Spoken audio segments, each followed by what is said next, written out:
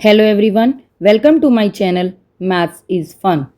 आज हम क्लास 7 के चैप्टर 3 की वर्कशीट 2 कंटिन्यू करेंगे। मेरी प्रीवियस वीडियो में हम ऑलरेडी क्वेश्चन नंबर 1 जो है कम्प्लीटली सॉल्व कर चुके हैं।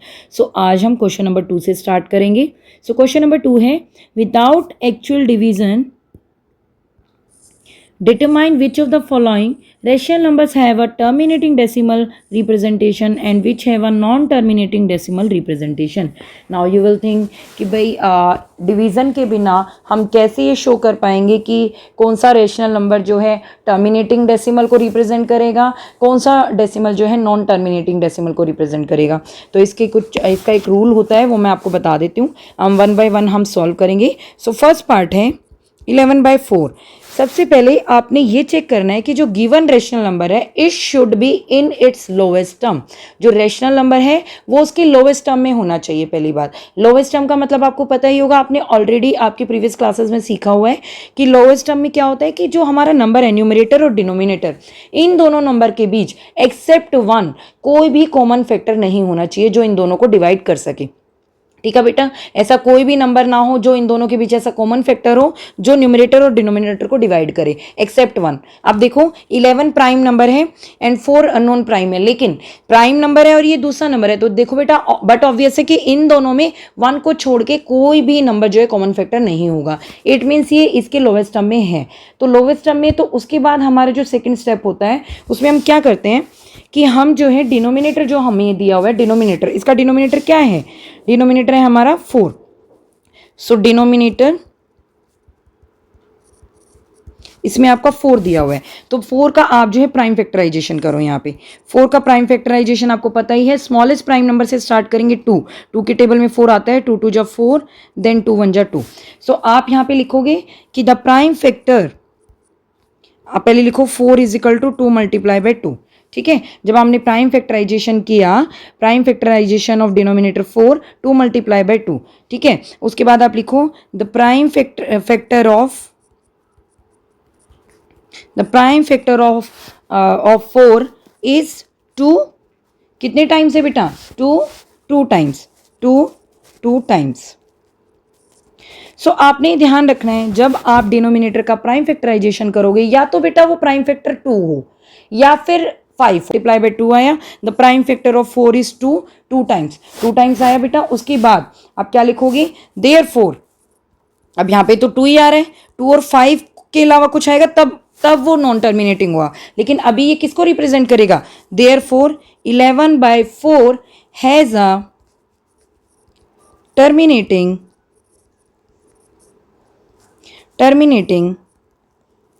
Decimal representation. ठीक है बेटा, होप आपको ये क्वेश्चन अच्छे से समझ में आ गया होगा।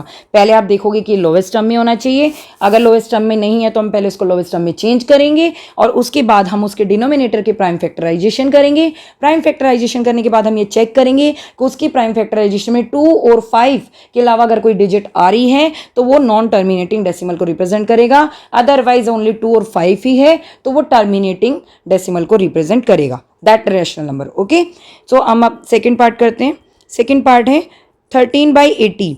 सो देखो बेटा, 13 प्राइम नंबर है, 18 नॉन प्राइम है, तो इन दोनों में कुछ तो कॉमन हो नहीं सकता, तो ये ऑलरेडी लोवेस्ट टर्म में है। सो हम पहले 80 का हम करेंगे द प्राइम फैक्टराइजेशन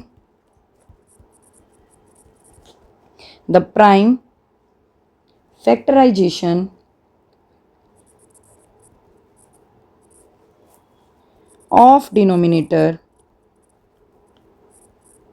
आप ऐसे भी लिख सकते हो, डायरेक्ट डिनोमिनेटर लिख के भी कर सकते हो, ऑफ डिनोमिनेटर 80 इज। अब प्राइम फैक्टर करो, यहाँ पे कर लेते हैं, चलिए 80 का प्राइम फैक्टर करते हैं। 2 से स्टार्ट होगा बेटा, क्योंकि 0 है, जिसके वंस प्लेस पे 0 2 4 6 8 डिजिट आती है वो 2 से डिविजिबल होता है। 2 4 जा 8 0, 2 2 जा 4 0, 2 1 जा 2 0, 2 5 जा 10, उसके बाद ये 5 से जाएगा डायरेक्टली, 5 1 जा 5। सो ये आपका आ रहा है 2 multiply by 2 multiply by 2 multiply by 2 multiply by 5। 4 time 2 है, देन 5 है, तो आप इसमें क्या लिखोगे, आप इसमें लिखोगे the prime factors of 80 is. जो प्राइम फैक्टर हैं वो 80 के क्या है, ये आपको पता है कि इसके जो prime factor, the prime factors of 80 are, single नहीं है बेटा, टू टाइप के डिजिट्स आई हैं, एक आर 2 एंड 5, 2 एंड 5 आ रहे हैं बेटा इसमें, ठीक है, 2 भी आ रहा है और 5 भी आ रहा है। तो इसका मतलब कि ये आपका क्या होगा, देयरफॉर 13/80 हैज़ अ टर्मिनेटिंग, क्योंकि 2 और 5 का तो मैंने आपको बताया है, या तो 2 हो या 5 हो या फिर दोनों हो, लेकिन इनको छोड़ के अगर अदर नंबर होगा, अदर फैक्टर होगा, तो वो आपका नॉन टर्मिनेटिंग होगा। Has a terminating decimal station, ठीक है बेटा। अगर इसके जो देखो 2 4 टाइम मल्टीप्लाई बाय 5, सो ये आपका टर्मिनेटिंग डेसिमल को रिप्रेजेंट करेगा। Now come to third part, 15/11। देखो बेटा इसमें तो आपको प्राइम फैक्टराइजेशन करने की भी जरूरत नहीं है, ऐसे ही पता लग रहा है आपको 15/11 है, और दोनों ये आप नंबर देखोगे लोवेस्ट टर्म में ही है, ठीक है, क्योंकि 11 तो बेटा प्राइम है, तो उसमें तो नंबर इटसेल्फ और 1 के अलावा वैसे भी कोई उसका फैक्टर नहीं होता प्राइम नंबर का, तो ये तो फिर लोवेस्ट टर्म में ही हो गया, ये आपको समझ में आ गया होगा कि ये लोवेस्ट टर्म में है, ठीक है। उसके बाद आपने लिखना है the prime factorisation of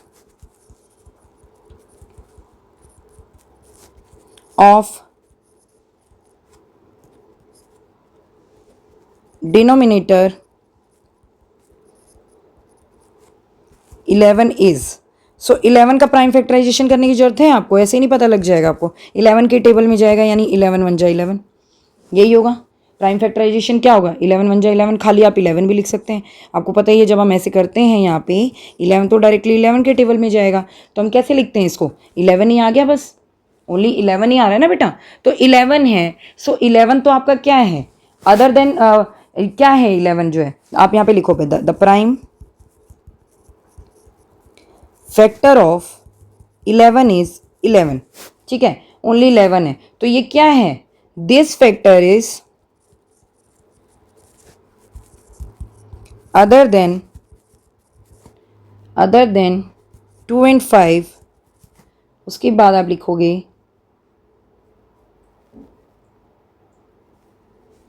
therefore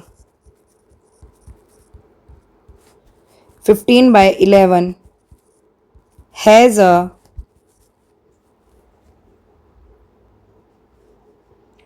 non terminating, ये आपको पूछा है ना, has a non terminating decimal representation, has a non terminating decimal representation.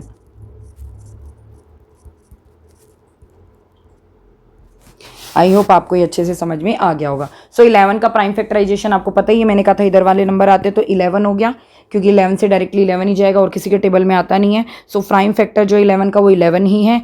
This factor is other than 2 and 5, सो बेटा ये 2 and 5 के अलावा कोई भी नंबर आएगा फैक्टर में, तो वो आपका जो है नॉन टर्मिनेटिंग डेसिमल को रिप्रेजेंट करेगा, ठीक है। Now come to fourth part, fourth में दिया है 22/7।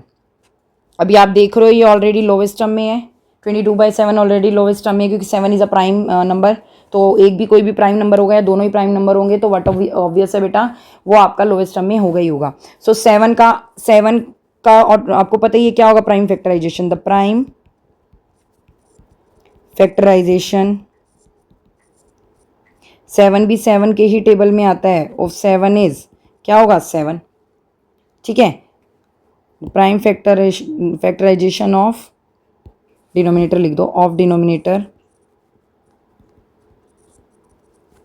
7, क्या होगा 7 ही होगा। उसके बाद जो है आप लिखोगे the prime factor of 7 is 7, this factor is other than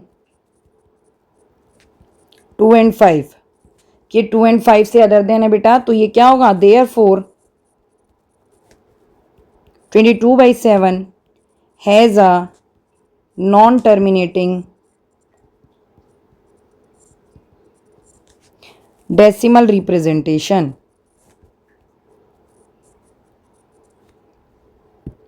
decimal representation, hope आपको ये क्लियर हो गया होगा. Now come to question number 5. 29/250. 29/250. So अब क्या करोगे, 250 आपका डिनोमिनेटर है, तो पहले आप 250 के यहाँ पे फैक्टर करके देखो. 2 के टेबल में जाएगा क्योंकि वंस प्लेस भी 0 है. 2 1 जा 2, 2 2 जा 4, 1 लेफ्ट ओवर 10 बन गया. 2 5 जा 10. उसके बाद ये 2 के टेबल में नहीं जाएगा क्योंकि 5 है. और 3 के टेबल में हमने अगर चेक करनी है डिविजिबिलिटी तो हम तीनों डिजिट का सम करेंगे. 5 और 2 7 और 1 8. तो ये 3 के टेबल में भी नहीं जाएगा क्योंकि 8 3 से डिविजिबल नहीं है. ये आपको डिविजिबिलिटी रूल आपने 6th क्लास में सीखे होंगे. ठीक है, अब ये डायरेक्ट 5 के टेबल में जाएगा. 5 2 जा 10, उसके बाद 2 लेफ्ट ओवर 25, 5 5 जा 25, अगेन 5. तो फिर हम नेक्स्ट प्राइम नंबर से चेक करेंगे. अगर सेम नंबर से प्राइम फैक्टर होते रहेंगे तो सेम नंबर का ही यूज़ करेंगे. उसके बाद अगर वो उस नंबर से नहीं डिवाइड होगा देन नेक्स्ट नंबर ट्राई करते हैं. ठीक है, और जब तक हमारे यहाँ 1 नहीं आ जाता हम सॉल्व करते रहते हैं. ठीक है बेटा, अगर आप प्राइम फैक्टराइजेशन लिखोगे, द प्राइम फैक्टराइजेशन ऑफ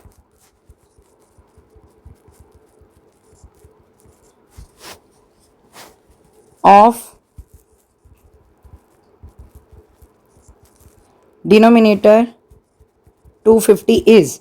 सो क्या होगा, मल्टीप्लाई करो 2 multiply by 5 multiply by 5 multiply by 5. यही होता है प्राइम फैक्टराइजेशन. ठीक है, उसके बाद आप क्या करेंगे, आप लिखेंगे द प्राइम फैक्टर्स ऑफ, जो प्राइम फैक्टर आ रहे हैं, ये तो फैक्टराइजेशन किया हमने. The prime factors of 250 is 2 and 5. दो ही आ रहे हैं बेटा, 2 1 टाइम और 5 3 टाइम, तो डिजिट तो दो ही है, दो ही नंबर आ रहे हैं. तो ये क्या होगा, 2 एंड 5 है, तो ये क्या होगा, देयरफॉर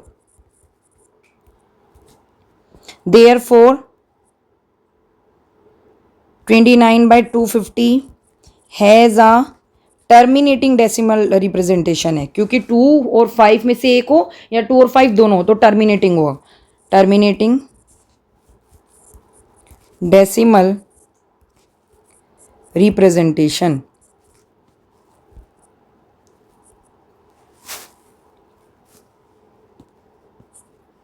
डेसिमल रिप्रेजेंटेशन.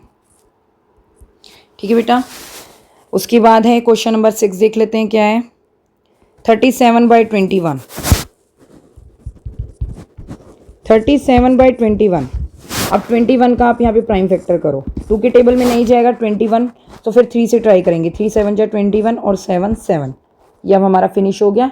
7 1 जा 7 क्योंकि 1 यहाँ पर आ गया. सो जब प्राइम फैक्टराइजेशन होंगे आपके, यहाँ पे मैं एक लाइन ड्रॉ कर देती हूँ, चलो इसे पता रहेगा. ठीक है, so the prime factorisation of 21 is 3 multiply by 7. तो आपका जो दो प्राइम फैक्टर्स है, prime factors of 21 is 3 and 7. अब बेटा अगर 3 एंड 7 हैं सो ये 2 और 5 से अलग हैं. सो ये क्या है, 2 और 5 से अलग हैं. तो आप क्या लिखोगे, these factors are other than 2 and 5, therefore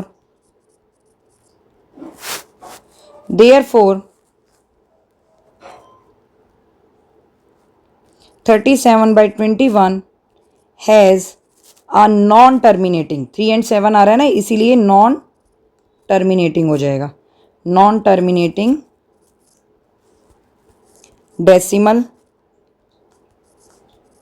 representation.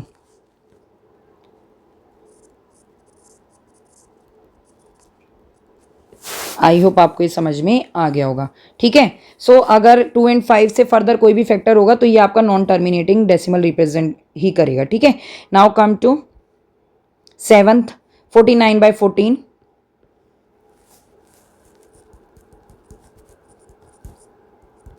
अब आप ये ध्यान रखो, ये आपका 29/250, ये भी आपका लोएस्ट टर्म था क्योंकि 29 आपका प्राइम नंबर है. उसके बाद 37/21, ये भी देखो, ये भी लोएस्ट टर्म है. दोनों में कोई कॉमन फैक्टर नहीं है एक्सेप्ट 1. ठीक है, उसके बाद अब 49 एंड 14 को देखो, मैंने कहा था पहले आप चेक करोगे कि लोवेस्ट टर्म में होना चाहिए, ये लोवेस्ट टर्म में नहीं है। देखो इनके अंदर 7 एक ऐसा नंबर है कॉमन फैक्टर जो इन दोनों को कंप्लीटली डिवाइड करेगा, जो हाईएस्ट कॉमन फैक्टर है वो 7 आएगा। तो ये देखो, तो पहले आप 49 और 14 को लोवेस्ट टर्म में चेंज करो, इसको 7 से डिवाइड करो, जो इनका आप एचसीएफ निकालोगे ना बेटा वो 7 आएगा। ठीक है, तो ये आ गया 7/2। ठीक है, एचसीएफ आप इनका निकाल लो साइड में, एचसीएफ आपको निकालना आता ही है। ठीक है, एचसीएफ है, आप क्या कर सकते हो, मैं रफ में दिखा देती हूँ आपको, मान लो यहाँ रफ है, मैं रफ में निकाल देती हूँ इनका एचसीएफ। सो एचसीएफ आप डायरेक्टली ऐसे भी निकाल सकते हो, ये आपको पता होगा, कंटिन्यू डिवीजन मेथड। 14 1 जा 14, 14 3 जा 42, 7। उसके बाद जो है ये आपका 14 जो लास्ट डिवाइजर होता है वो अब डिविडेंड बन जाएगा, और जो आपका रिमाइंडर होता है वो डिवाइजर बन जाएगा। 7 2 जा 14।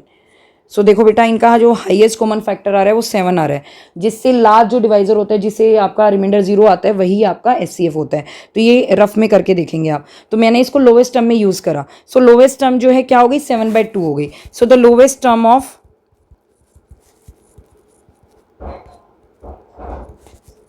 है बेटा, या आप स्मॉलेस्ट नंबर से डिवाइड करते चले जाओ। दो मेथड होते हैं, या तो डायरेक्टली आप एचसीएफ से डिवाइड कर दो, या जिस भी स्मॉलेस्ट नंबर से आपको लग रहा है ये जाएगा आप उससे कट कर दो इसको। ठीक है, फिर उसके बाद जब तक इनका फैक्टर 1 ना रह जाए कॉमन फैक्टर, तब तक आपने इनको डिवाइड करना है। नाउ अब देखो 7/2, अब इनमें तो कुछ कॉमन फैक्टर नहीं है ना बेटा, दोनों ही प्राइम नंबर है, अदर देन 1 जो है इनमें कोई कॉमन फैक्टर नहीं है, तो ये आपका लोएस्ट टर्म में है। आप इसको चेक करो, अब 7/2 है नंबर, इसका देखना है आपने। तो 2 का प्राइम फैक्टर क्या होगा, 2 का प्राइम फैक्टराइजेशन तो आपको वैसे ही दिख रहा है, 2 तो ऑलरेडी ही 2 है, उसका तो प्राइम फैक्टराइजेशन क्या करोगे, आप लिख सकते हो the prime factorisation of denominator 2 is, denominator 2 है।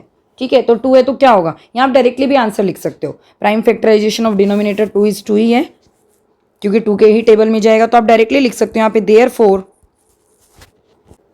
therefore 7/2 has a terminating decimal representation, और ये इसी की लोवेस्ट टर्म है, तो आप यहां पे लिख सकते हो also has a terminating decimal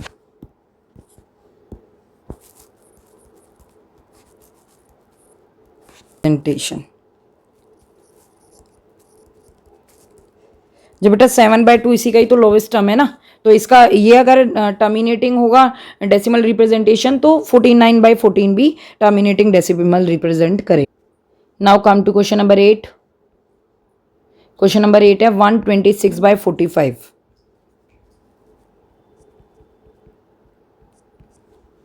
126/45। अब आप देखो ये किसी इसका हम चलो एचसीएफ निकाल लेते हैं पहले, क्योंकि देखो ये लोवेस्ट टर्म में नहीं है। ये देखो अगर आप वैसे देखोगे 3 के टेबल में दोनों आ रहे हैं, और 3 के टेबल के बाद भी पता नहीं किसी नंबर पे आए, तो हम हाईएस्ट कॉमन फैक्टर ही रफ में निकाल लेते हैं। तो हम यही वाला मेथड यूज़ कर लेती हूँ मैं, कॉमन डिवीजन मेथड वाला, ये ईजी होता है, आप इसे यूज़ कर सकते हो। उसके बाद 45 2 जा 90, 6 3 45 आपका यहाँ पे आ जाएगा, 36 1 जा 36, 9 36, 9 4 जा 36। सो इसका हाईएस्ट कॉमन फैक्टर क्या आ गया बेटा, 9 आ गया। ठीक है, सो आप इसका लोवेस्ट टर्म निकालो, द लोवेस्ट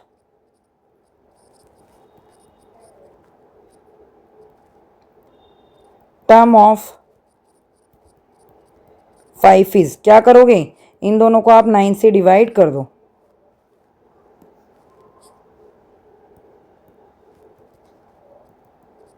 नाइन से जब डिवाइड करोगे, 9 1 जा 9, 3 9 4 जा 36, 9 5 जा 45। अब 14/5 इनकी लोवेस्ट टर्म आ गई। अब इसका प्राइम फैक्टर करो, तो 5 का क्या प्राइम फैक्टर करोगे, 5 तो 5 ही ऑलरेडी दिख ही रहा है, सो आप लिख सकते हो, डायरेक्टली भी लिख सकते हो, इसमें वो करने की जरूरत नहीं है। The prime factor of denominator 5 is 5, therefore 14/5 has a terminating decimal representation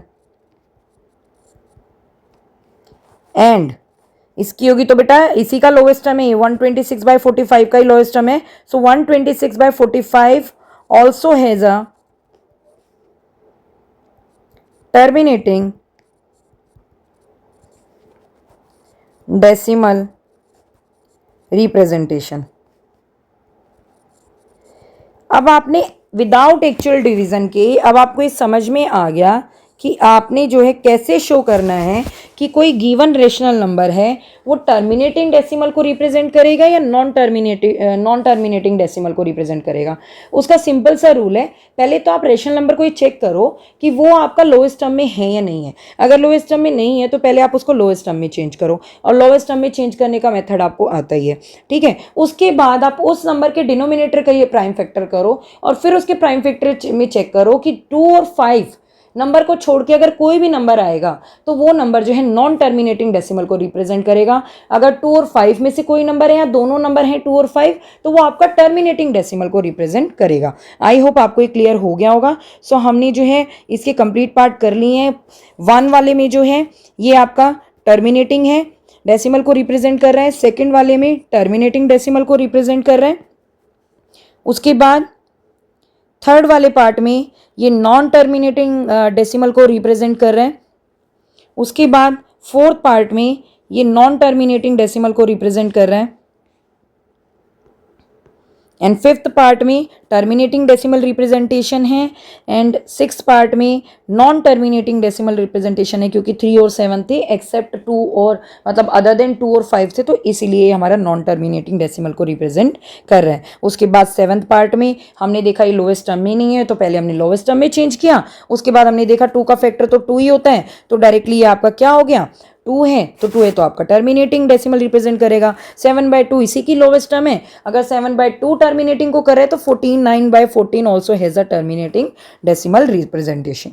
ठीक है, आई थिंक आपको क्लियर हो गया होगा। सेम 8 पार्ट में पहले हमने लोवेस्ट टर्म में इसको चेंज किया है, उसके बाद जो है हमने इसको क्या बोलते हैं इसके डिनोमिनेटर के प्राइम फैक्टर किए हैं। प्राइम फैक्टर करने के बाद हमें पता लगा कि इसका फैक्टर तो ओनली 5 है, तो 5 ही होगा, और 5 जो है अगर नंबर आ रहा है तो आपका टर्मिनेटिंग डेसिमल को रिप्रेजेंट करेगा। ठीक है, होप आपको ये क्वेश्चन नंबर 2 भी क्लियर हो गया होगा। Now come to question number 3। अब क्वेश्चन नंबर 3 है find the decimal representation of the following rational numbers. अब आपने डेसिमल रिप्रेजेंटेशन करना है। अब आपने ना देखा होगा वर्कशीट 1 में आपने एक मेथड यूज़ किया था कि हम जो है डिनोमिनेटर को 10 या फिर 10 की पावर में चेंज करते हैं और उसके बाद हम डेसिमल पुट कर देते हैं, ठीक है, according to number of zeros in denominator. So पहले तो आप उसी को चेंज कर सकते हो डिनोमिनेटर को 10 की पावर में, जिसके डिनोमिनेटर में या तो बेटा वो 2 का मल्टीपल हो डिनोमिनेटर आपका, या 5 का मल्टीपल हो, आप उसी को 10 की पावर में चेंज कर सकते हो। 2 और 5 के फर्दर अगर किसी और नंबर का मल्टीपल होगा तो आप उसको जो है 10 की पावर में चेंज नहीं कर सकते। अगर वो 10 की पावर से नहीं होगा तो फिर हम लॉन्ग डिवीजन यूज करेंगे। 2 ही मेथड है हमारे पास, ठीक है। चलो हम फर्स्ट वाले में देखते हैं, -27/4। आप देखो 4 यहाँ पे मैं रफ में एक बार लाइन खींच लेती हूँ। 4 आप देखो 2 को 2 टाइम मल्टीप्लाई करते हैं तो 4 होता है, ठीक है, तो ये 2 का मल्टीपल आ रहा है। मैंने आपको क्या बताया था, एक 2 को मैंने वर्कशीट 1 में समझाया है, सिंगल 2 को सिंगल 5 से आप मल्टीप्लाई करते हो तो 10 बनता है। सेम अगर मुझे इसे 10 की पावर में चेंज करना है 4 को, तो मैं कितनी बार 5 से मल्टीप्लाई करूंगी, 2 टाइम 2 है तो 5 को भी 2 टाइम मल्टीप्लाई करूंगी। सो इस 2 को इससे मल्टीप्लाई करोगे 10, इस 2 को इससे मल्टीप्लाई करोगे 10, तो ये 100 आ गया, 10 की पावर 2 में चेंज हो गया।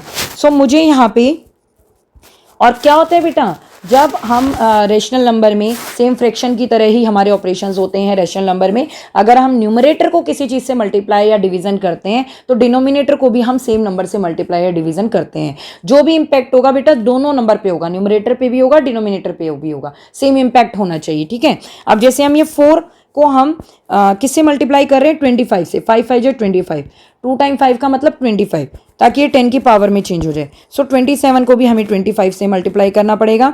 तो 27 को बेटा 25 से मल्टीप्लाई करते हैं, 5 7 जा 35, 5 2 जा 10 और 3 13, 2 7 जा 14, 2 2 जा 4 और 5, इनको प्लस करो, 5 4 और 3 7, 5 और 1 6, सो 675 आ गया। लेकिन ये माइनस आपका एज इट इज़ रहेगा, 25 4 जा 100। उसके बाद क्या करोगे बेटा, ये 100 यहाँ पर यहाँ पे माइनस है, कुछ नहीं करना आपने, how many zeros in denominator या इन 100 2 जीरोज आर हेयर. सो आप 675 को एज इट इज लिखो, माइनस लगा दो. उसके बाद आप डेसिमल कहाँ से लगाएंगे, राइट हैंड साइड से. आपने 2 डिजिट छोड़नी है क्योंकि 2 जीरोज हैं. सो 1 और 2, तो यहाँ पे आपका डेसिमल आ जाएगा. ठीक है, 1 और 2 यहाँ पे लगेगा. ठीक है, 2 डिजिट के बाद. तो ये आ गया आपका -6.75 हो गया. Now come to question number 2. -37 60. आप एक बात बताओ, क्या 60 जो है 2 का मल्टीपल है? आप देखो, अगर मैं 60 को मैं ऐसे राइट कर सकती हूँ, 6 मल्टीप्लाई बाई 10. ठीक है बेटा, तभी 60 बना होगा. 6 के जरा फैक्टर करना, 2 3 जा 6. तो मैंने क्या कहा था, 2 और 5 ही नंबर आएगा तभी वो 10 के पावर में चेंज हो सकता है, अदरवाइज ये चेंज नहीं होगा. तो ये देखो बेटा, यहाँ पे 3 आ गया. बिकॉज ऑफ 3 इसका वन ऑफ द फैक्टर है. सो ये 10 की पावर में चेंज नहीं होगा डिनोमिनेटर. अब हम इसमें लॉन्ग डिवीजन यूज़ कर लेते हैं. चलो अब 60 से डिवाइड करेंगे हम 37 को. अभी माइनस हम रहने देते हैं, अभी हम नॉर्मल डिवाइड करेंगे, उसके बाद हम माइनस पुट कर देंगे. ठीक है बेटा, अब देखो 31 इज स्मॉलर देन 60. अगर ये 60 से स्मॉलर है तो ये 60 के टेबल में नहीं आएगा. तो हम यहाँ पे पहले 0 लगाएंगे, उसके बाद हम डेसिमल लगाएंगे. तो इससे हम यहाँ पे एक 0 सिंगल पुट करते हैं. अभी आपका 370 बन गया. उसके बाद ये 6 पे जाएगा, 360, देन हेयर 10 रिमाइंडर आया. फिर अगेन 1 0 लगाएंगे हम, 61 जा 60, देन ये आ गया आपका 40. उसके बाद फिर हम 0 लगाएंगे. अब फिर ये अगेन जाएगा 360 पे, 6 पे, अगेन 40. ठीक है, 40 के बाद फिर 400 हो गया. फिर आप करोगे 6 पे, फिर 360, उसके बाद फिर 40. अब आप देखो, आप करते रहोगे, 0 पुट करते रहोगे, 6 6 6 6 आपका ये आता रहेगा. तो आप ये देखोगे -37/60 का जो डेसिमल रिप्रेजेंटेशन आ रहा है वो ये आ रहा है. यहाँ पे आप माइनस पुट कर दो बेटा. ठीक है, यहाँ पे आपने माइनस लगाना है. उसके बाद आप ये देखो कौन से डिजिट के बाद रिपीट हो रहा है, इसके बाद रिपीट होगा. 6 6 6 6 आ रहा है. सो आप इसको क्वेश्चन समझ में आ गया होगा. जहाँ पे बेटा डिनोमिनेटर 10 या 10 की पावर में चेंज नहीं हो सकता, आप उसमें लॉन्ग डिवीजन यूज करोगे. ठीक है, now come to question number, ये थर्ड पार्ट करते हैं, -18/125. अब हम चेक कर लेते हैं बेटा, क्या ये 2 और 5 का मल्टीपल है. आप देखो ये 5 का मल्टीपल है ना. 5 5 जा 25, 25 5 जा 125. अब ये 5 को 3 टाइम मल्टीप्लाई करने पे आ रहा है, तो हमें 2 को कितनी टाइम मल्टीप्लाई करना पड़ेगा, 3 टाइम. ये देखो 125 जो है बेटा, 5 को 3 टाइम मल्टीप्लाई करने पे आ रहा है. तो ये आपको पता है ये 10 की पावर में चेंज हो जाएगा क्योंकि ये 5 का मल्टीपल है. सो अब ये 3 टाइम 5 से मल्टीप्लाई कर रहे हैं, तो हमें 2 को भी कितने टाइम लेना पड़ेगा 10 की पावर में चेंज करने के लिए, 3 टाइम. तो यानी ये आपका 5, इस वाले 5 2 जा 10, इसको इससे करोगे 5 2 जा 10, इसको इससे करोगे 5 2 जा 10. तो 10 की 3 पावर में चेंज हो गया, ये 1000 आ गया. ठीक है, सो ये कितने से मल्टीप्लाई करना पड़ेगा मुझे, 2 2 जा 4, 4 2 जा 8. अब आपको ये पता है कि इसके अंदर क्या होता है, रेशनल नंबर में अगर आप डिनोमिनेटर को किसी नंबर से मल्टीप्लाई करोगे तो आपको न्यूमरेटर को भी उसी नंबर से, सेम नंबर से मल्टीप्लाई करना पड़ता है. सो 18 8 जा 144 और 125 8 जा 1000. ठीक है, ये मैंने आपको दिखा दिया कैसे आएगा. उसके बाद बेटा कैसे डेसिमल लगेगा, -44. ठीक है, पहले मैं माइनस बाद में लगाऊंगी, अभी मैं यहाँ पे 44 लिख देती हूँ. अब ये देखो कितनी जीरोज हैं, 3 जीरोज. तो 3 डिजिट के बाद डेसिमल लगेगा, 1 2 3. सो इसका मतलब आपका जो डेसिमल है वो कहाँ आएगा, 1 2 3 यहाँ पे. ठीक है, अब यहाँ पे जो है हम ऐसे ही नहीं इसको लिखते हैं, हम यहाँ पे 0 लगा देते हैं आगे. सो 0.144 और ये हमारा माइनस है, तो यहाँ पे हम माइनस का साइन पुट कर देंगे. आई थिंक आपको ये क्वेश्चन समझ में आ गया होगा अच्छे से. ठीक है बेटा, उसके बाद फोर्थ पार्ट करते हैं. फोर्थ पार्ट में क्या है, -15/8. -15/8. ये देखो बेटा, ये भी 2 की पावर है, 2 को 3 टाइम मल्टीप्लाई करो, 2 2 जा 4, 4 2 जा 8. सो 5 को कितने टाइम मल्टीप्लाई करना पड़ेगा, देखो 2 2 जा 4, 2 जा 8. सो यहीं कितनी बार हमें 5 को लेना पड़ेगा 10 की पावर में चेंज करने के लिए, 3 टाइम. सो ये 2 5 जा 10, 2 5 जा 10, 2 5 जा 10. 1000 आ गया 1000। उसके बाद यानी मुझे किस नंबर से मल्टीप्लाई करना पड़ेगा, इनसे। 5 5 जा 25, 25 5 जा 125। सो 125 से मुझे मल्टीप्लाई करना पड़ेगा 10 की पावर में चेंज करने के लिए। सो न्यूमरेटर को भी 125 से मल्टीप्लाई करो, डिनोमिनेटर को भी 125 से मल्टीप्लाई करो। सो यहाँ पे हम 125 को 15 से मल्टीप्लाई कर लेते हैं। 5 5 जा 25, 5 2 जा 10 और 2 12, 5 1 जा 5 और 1 6, 1 5 जा 5, 1 2 जा 2, 1 1 जा 1। आप डायरेक्टली इसको 15 से भी मल्टीप्लाई कर सकते हो, ठीक है। सो ये आ गया आपका -1875। नीचे आप मल्टीप्लाई करोगे, ये डिनोमिनेटर को आप जो है मल्टीप्लाई करोगे 125 को 8 से, तो देखो यहाँ पे भी 1000 आ रहा है तो यहाँ भी 1000 आएगा।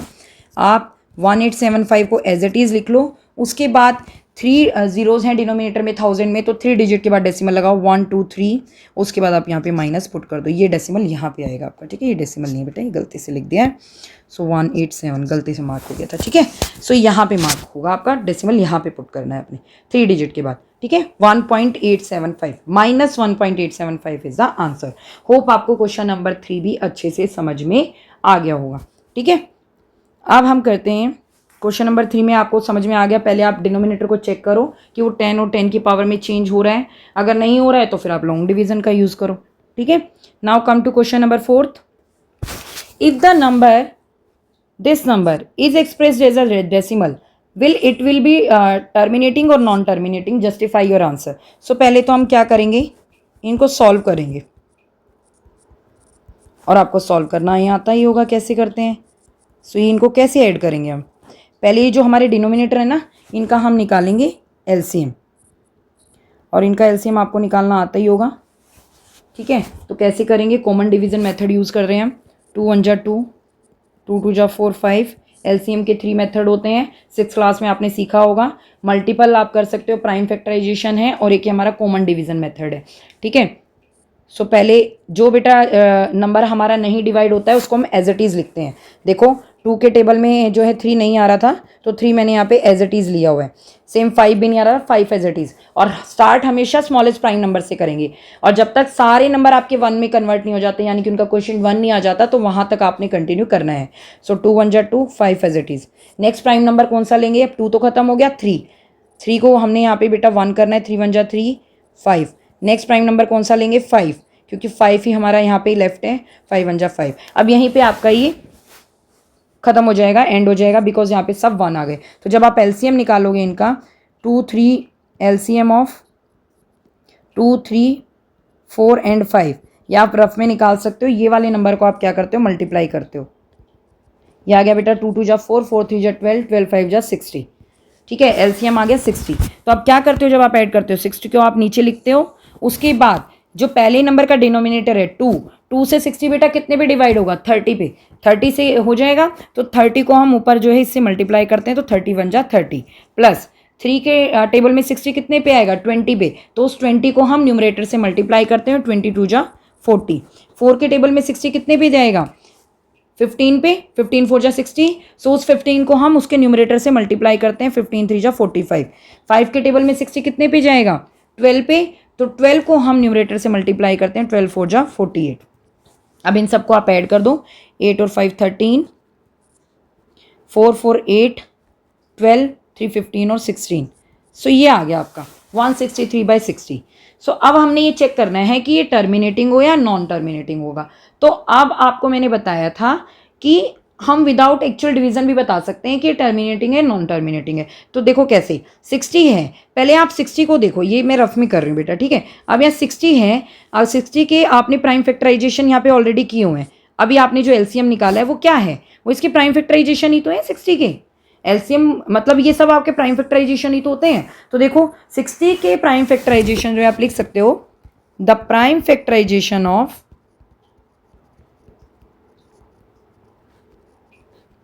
Denominator 60 is equal to 2 multiply by 2 multiply by 3 multiply by 5। Prime factorisation क्या होता है, जिनको मल्टीप्लाई करने पे आपका 60 आ जाएगा वापस। तो ये प्राइम फैक्टराइजेशन ही तो है इसके। So prime factorisation of denominator 60 ये आ रहा है। सो आप क्या लिखोगे, the prime factors of 60 is 2, 3 and 5 यही आ रहे हैं प्राइम फैक्टर में। 2 नंबर आ रहा है, चाहे वो 2 टाइम रिपीट आ रहा है, पर 2 आ रहा है, 3 आ रहा है और 5 आ रहा है। सो इसका मतलब क्या है, आप क्या लिखोगे, वन ऑफ द फैक्टर जो सो बेटा जो इनमें से एक फैक्टर है 2 और 5 होगा तो टर्मिनेटिंग होता है, लेकिन one of the factor is other than 2 and 5। सो बेटा जो वन ऑफ द फैक्टर है वो 2 एंड 5 से अदर देन है। सो इसीलिए क्या होगा, therefore 163/6 has a non terminating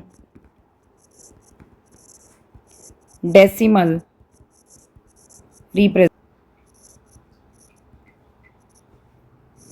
I hope आपको ये क्वेश्चन क्लियर हो गया होगा, ठीक है। सो इसका नॉन टर्मिनेटिंग डेसिमल रिप्रेजेंटेशन आएगा, क्योंकि यहाँ पे 3 आ गया बेटा, 2 और 5 के अदर देन जो है 3 आ गया है, तो इसकी वजह से ये नॉन टर्मिनेटिंग डेसिमल को रिप्रेजेंट करेगा, ठीक है। आई होप आपको क्वेश्चन नंबर 4 भी क्लियर हो गया होगा। Now come to question number 5, justify the following statement as true और फॉल्स।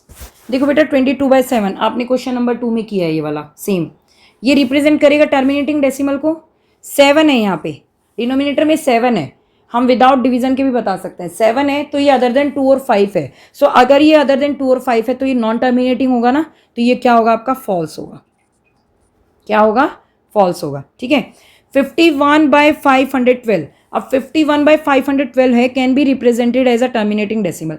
अब मुझे नहीं पता बेटा, पहले मैं इसका ना प्राइम फैक्टराइजेशन करके देखूंगी, तब मुझे पता लगेगा ये क्या है। चलो हम इसका प्राइम फैक्टराइजेशन कर लेते हैं 512 का, यहीं पे कर लेते हैं।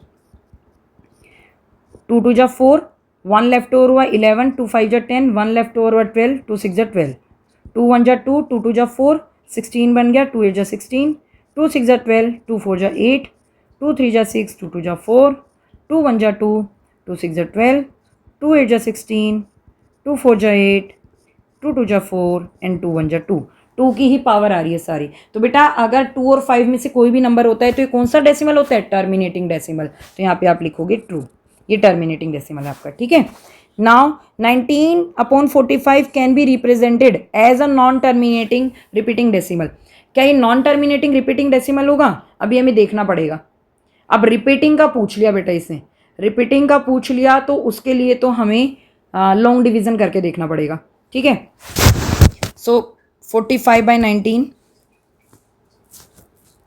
चलिए हम इसको डिवाइड करके देख लेते हैं। सो 45 से आप जब 19 को डिवाइड करोगे, सो ये 19 इज स्मॉलर देन 45। उसके बाद आप क्या करोगे, अगर 19 जो है आपका 45 से स्मॉलर है तो पहले आप 0 लगाओगे, उसके बाद आप यहाँ पे डेसिमल लगा दोगे, फिर यहाँ 0 लग जाएगा आपका, ठीक है। अब हम ये देखते हैं किस पे जाएगा। 4 5 जा 20, 4 4 जा 16 और 2 18, 10 लेफ्ट ओवर हुआ, देन हम 0 लगाएंगे।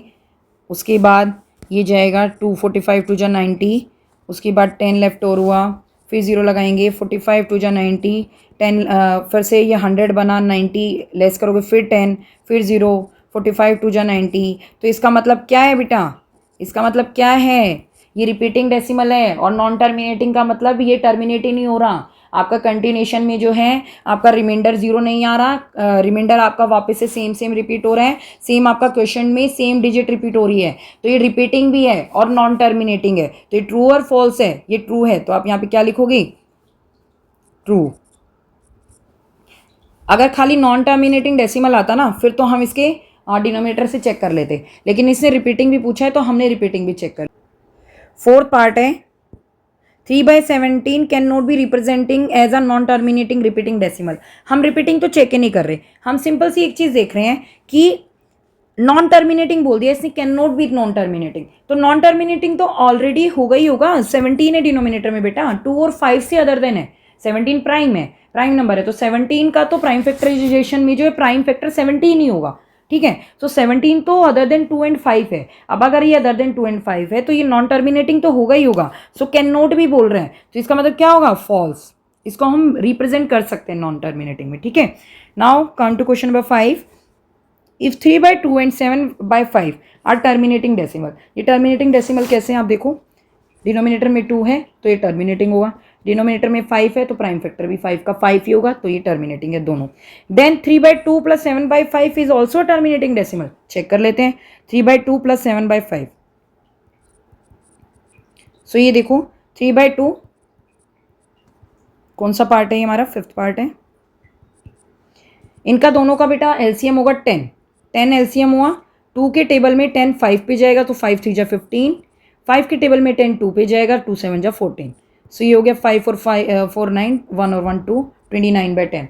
सो आप बताओ अगर मैं इसको डेसिमल में लिखूं तो डेसिमल में क्या हो जाएगा, ये ईजी है ना। देखो 2.9, क्योंकि 1 के बाद 0, 10 में 1 0 है तो 1 डिजिट के बाद डेसिमल लग जाएगा, तो 2.9। ये कौन सा डेसिमल है, टर्मिनेटिंग और नॉन टर्मिनेटिंग, टर्मिनेटिंग है। तो आंसर क्या होगा, क्या पूछ रहे हैं वो, is also a terminating decimal. आप लिखोगे ट्रू, क्योंकि ये टर्मिनेटिंग डेसिमल है।